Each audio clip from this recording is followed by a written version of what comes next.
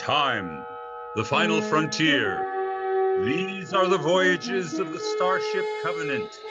Its eternal mission to explore strange Yeni Welt, to seek out better life and better civilization, to go boldly where no mensch has gone before.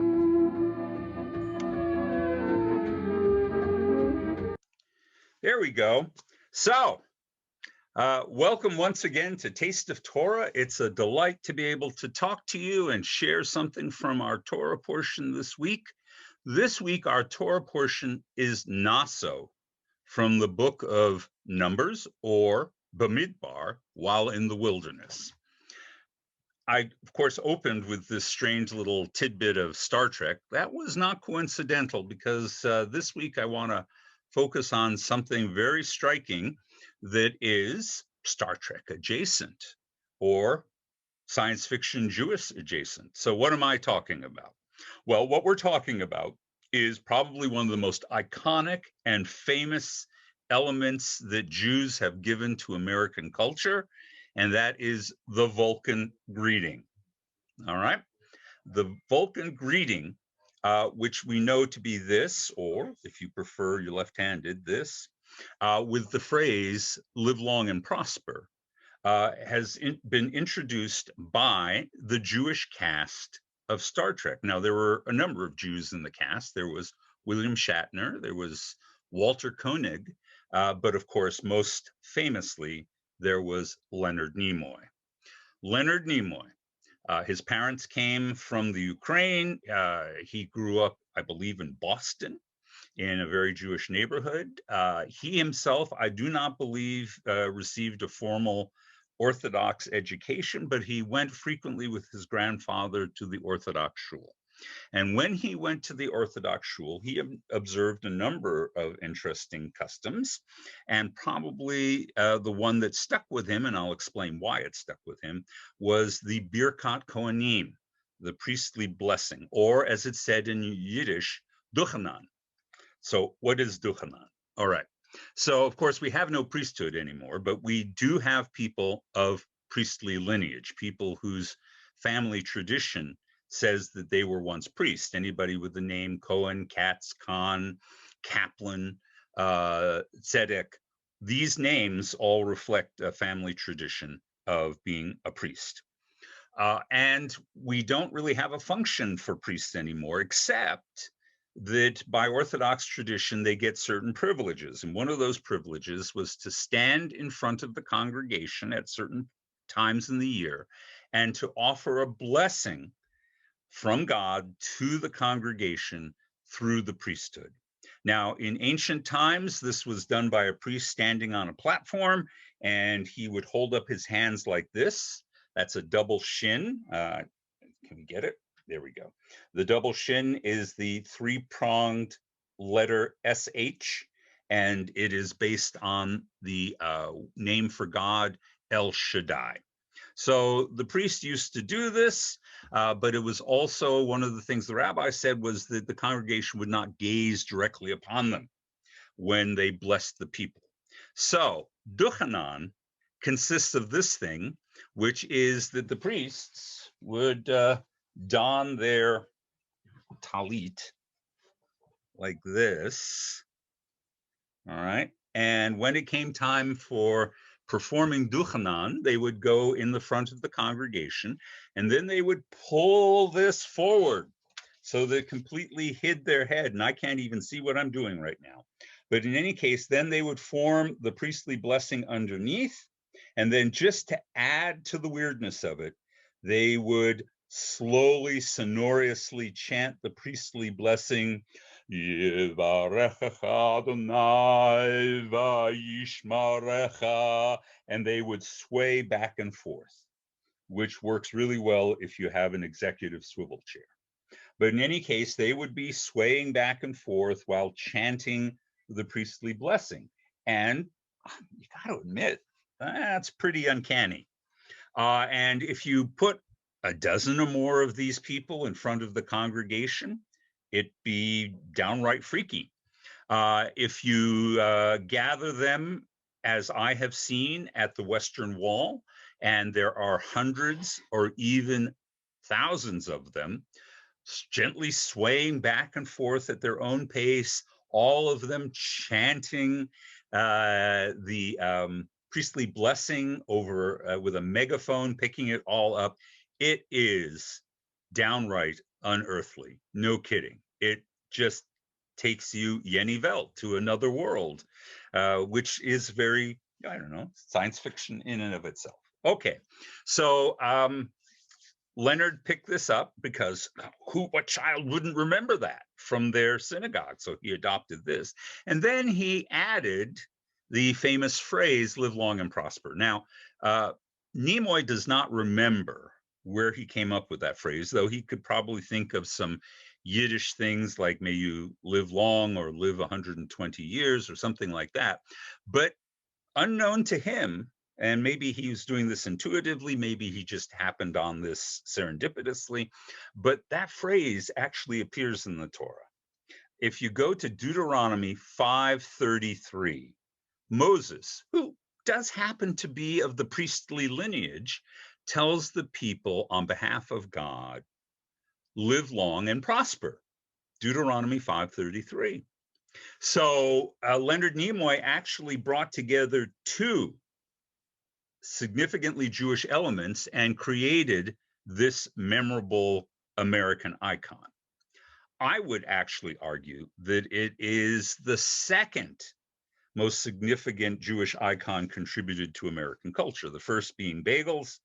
I would say live long and prosper is the second, the Vulcan greeting. So just so you can see the connection between what's going on in the Torah and our popular culture, I thought I'd share that with you. All right, so let's talk about the priestly blessing in and of itself. This, again, as I said, was a blessing that was recited over the people by the priest. God actually instructs that this should be done on a regular basis, and that's why in Orthodox tradition, it's recited at every festival. Now, Reform congregations, we don't do it like that so much. We use it the high holidays. You'll hear me say it over the congregation at the high holidays.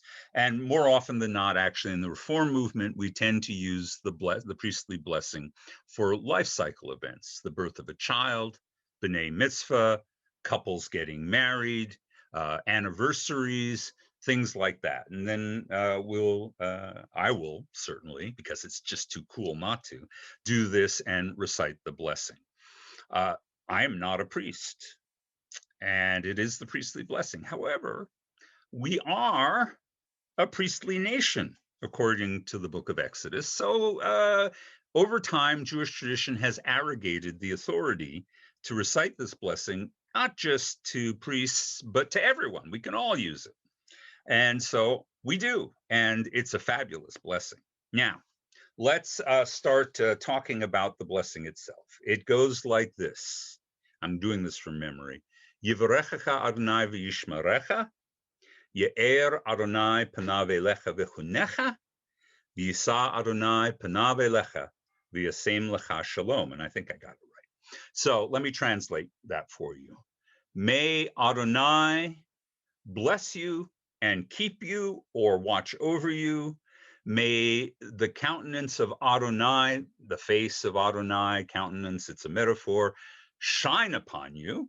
Yeah, shiny face is a nice image. And be gracious to you. Hanan is to be gracious. And Yisa Adonai panav elecha. May God lift up his countenance towards you and bless you with peace. That's the blessing. 3 stanzas, each with a different element. Each includes the name of God. Each offers something distinct. So, what does Rashi have to say about this? Well, the nature of blessings are you can make them as specific as you want to. Right? You can offer the blessing, may your flowers grow in season and may you enjoy them for many years. All right. So it's about flowers, though it also is about longevity. Effectively, Rashi indicates that this is a modern term, a shotgun blessing. It's meant to cover a lot of ground.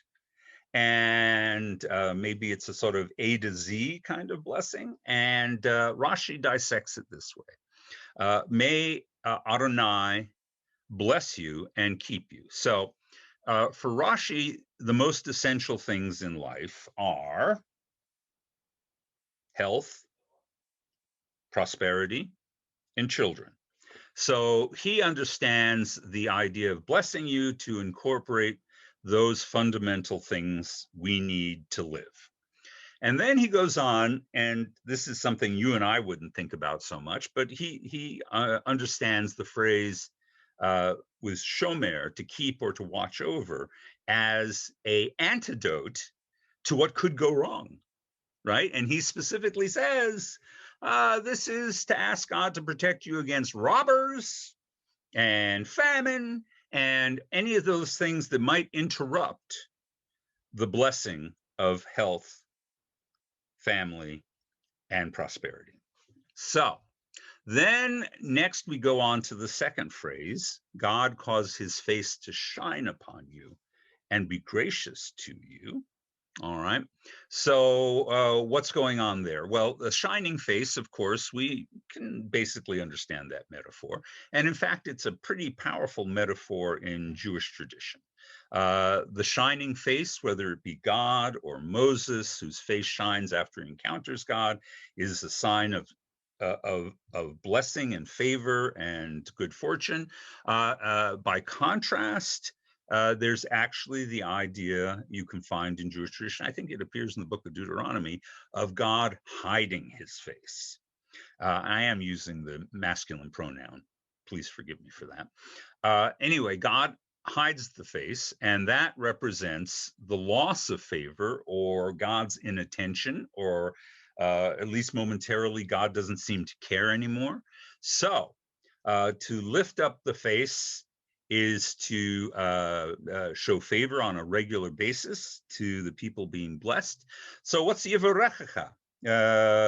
It could be, don't hide your face, but really the way Rashi uses it is in keeping with Jewish tradition, that if I should, for whatever, because of my lame behavior, lose God's shining face, may he be gracious. In other words, may he take me back easily. May he forgive me for my shortcomings and failings. So one is to ask for God's constant favor, and the second is to restore that favor if I should happen to falter about it.